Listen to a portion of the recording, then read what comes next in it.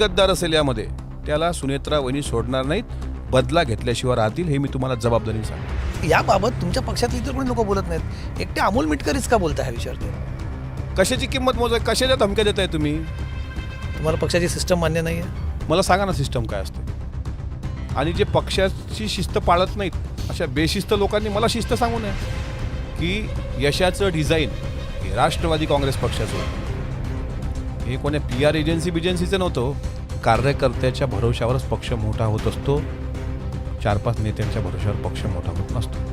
कारण असंही म्हणतं की अमोल मिटकरी बोलतात, अमोल मिटकरींचा बोलवता धनी कोणतरी वेगळा आहे.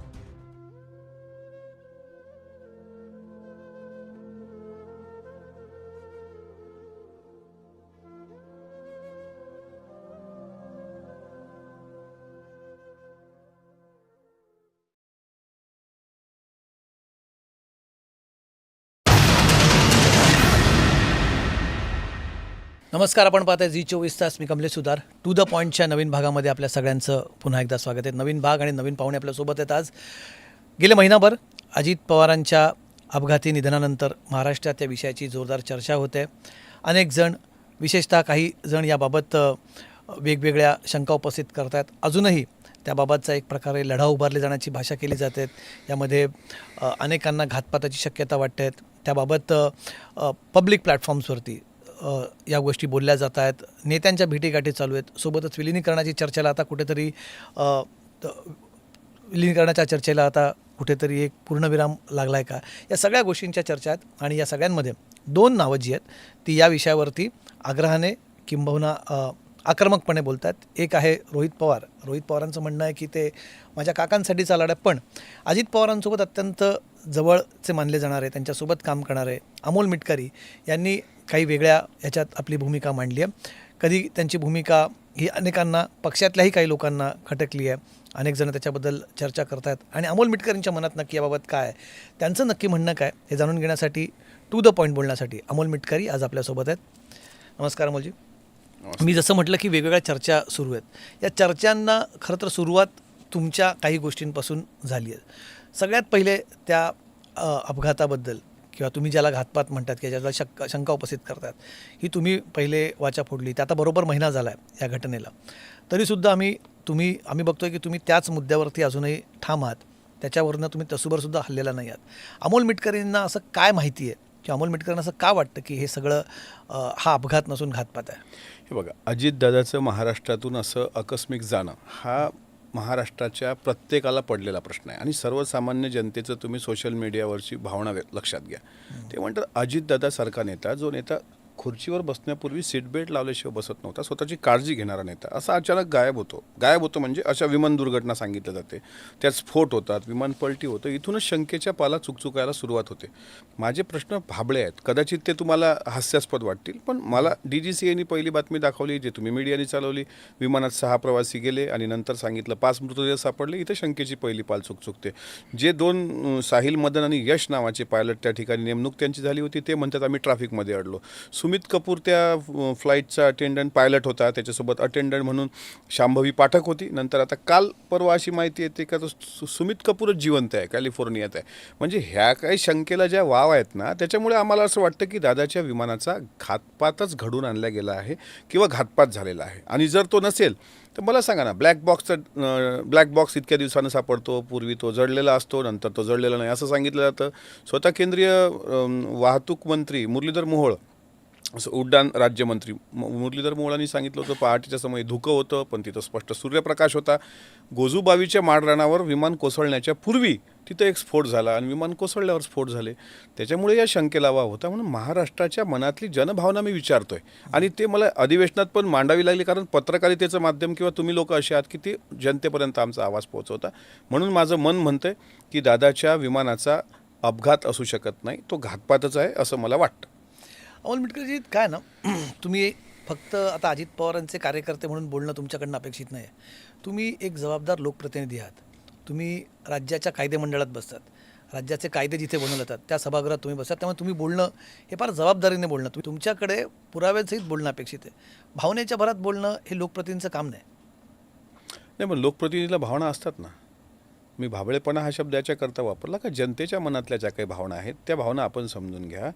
मी जबाबदार प्रतिनिधी आहे का? हो. मी त्या पदावर जबाबदारीनं कोणी बसवलं मला? तर अजितदादांनी बसवलं. अजितदादा स्वतः बाबतीत प्रचंड जागरूक होते आणि सहकाऱ्यांची पण काळजी घेत होते. त्याच्यामुळे मी जे काही मुद्दे मांडतोय, माझ्याकडे पुरावे आहेत का? पण माझे तर्क तर आहेत ना. तर्क मांडायला काही हरकत तर नाही ना. मला सगळे प्रश्न जाऊ द्या, माझे सगळे प्रश्न तुम्हाला हे वाटतील, पण जबाबदार एक लोकप्रतिनिधी जो मी कायदेमंडळात बसतो, जो विधिमंडळात बसतो, माझा प्रश्न असा आहे, साहिल मदन आणि यश कुठे आहेत? ते कुठं अडले होते? याचा CCTV घ्यायला CBI इन्क्वायरी जर लावली असेल सरकारने, लावलेली आहे. AAIB कडून त्याची चौकशी करण्याच्या संदर्भात केंद्र सरकारकडून हे केलं गेलं. काल रेड एअरवेजवर छत्रामध्ये जे काही ॲक्सिडेंट झाला, विमान दुर्घटना, त्यात रेड एअरवेजवर AAIBने छापा टाकला ना, कागदपत्र गोळा केली ना. मग AAIB VSR व्हेंचर संदर्भात का कारवाई करत नाही? ही काय मजबुरी काय आहे? आणि प्रश्न असा आहे की अजितदादांसारख्या माणसाबद्दल विचारणं याच्याकरता साहजिक आहे की शेवटी महाराष्ट्राचा बाप माणूस गेला आहे सर. महाराष्ट्राला व्हिजन देणारा व्यक्ती गेला आहे. त्याच्यामुळे ज्या काही शंका आमच्या मनात येतात, माझी फक्त एकच शंका आहे, बाकी सगळ्या शंका आपण बाजूला ठेवू. साहिल मदन कुठे आहे? तो ट्रॅफिकमध्ये त्यावेळेस सकाळी तो अडला होता, तर कुठे अडला होता? बरा अडलाही होता, घरून निघायला वेळ झाला असेल, तर मग तो गेला कुठे आता? सुमित कपूर त्या ॲक्सिडेंटमध्ये त्याची राख रांगोळी झाली असं मान्य करू, पण यश आणि साहिल मदन एकच प्रश्नाचं उत्तर द्यावं. जर CBI चौकशी सुरू आहे, CID चौकशी सुरू आहे, उच्चस्तरीय चौकशी लावण्यासंदर्भात मी माननीय मुख्यमंत्र्यांना पत्र दिलं किंवा आदरणीय सुनेत्रा वहिनींच्या नेतृत्वात एक शिष्टमंडळ स्वतः मुख्यमंत्र्यांना भेटून उच्चस्तरीय चौकशीची मागणी करत आहे. त्याच्यामुळे महाराष्ट्राच्या मनाला पडलेले हे प्रश्न आहेत आणि ते मी विचारतोय. हे दादाचा कार्यकर्ता म्हणूनही विचारतोय आणि पदावर बसलेला जबाबदार व्यक्ती म्हणून पण विचारतोय. मी VSR कंपनीच्या पायलटवर 50 कोटीचा विमा त्यांनी उतरवल्याचा आरोप केला का नाही? का त्यांना खोडता नाही आला माझा आरोप? सुसाईड बॉम्बर म्हणून सुमित कपूर पाठवला नसेल का? हा जर मी प्रश्न विचारला. एक्झॅक्टली माझं म्हणणं तुम्ही जे म्हणतायत ना, मग तुम्ही स्वतःच एक शब्द वापरला जो माझा आणि तुमच्या तोंडातून आलेला शब्द आहे. तुम्ही म्हणतात की माझे आरोप तुम्हाला हास्यास्पद वाटतील. तुम्ही शब्द काय वापरतात?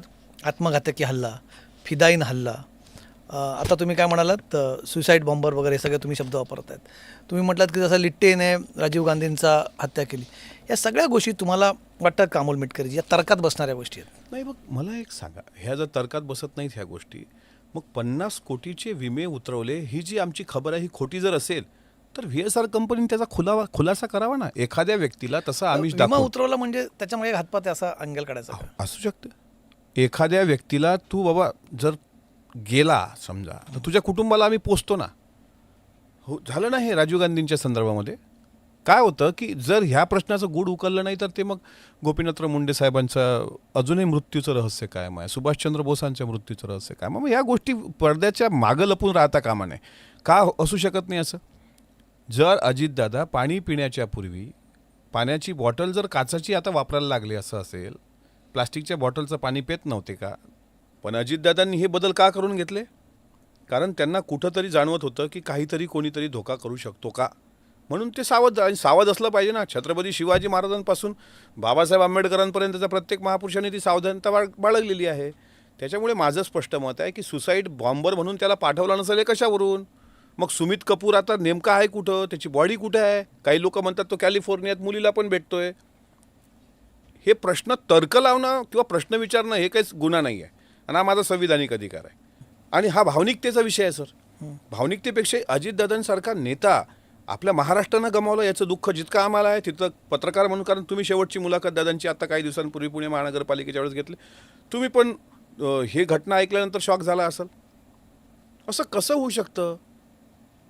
त्याच्यामुळे ह्या गोष्टीची शक्यता नाकारता येत नाही. आम्हाला विश्वास आहे की चौकशी अंती सगळं सिद्ध होईल आणि दूध का दूध आणि पाणी का पाणी होईल. आणि जो कोणी गद्दार असेल यामध्ये त्याला सुनेत्रा वहिनी सोडणार नाहीत, बदला घेतल्याशिवाय राहतील, हे मी तुम्हाला जबाबदारीने सांगतो. म्हणजे कसं? जर याच्या मागे घातपात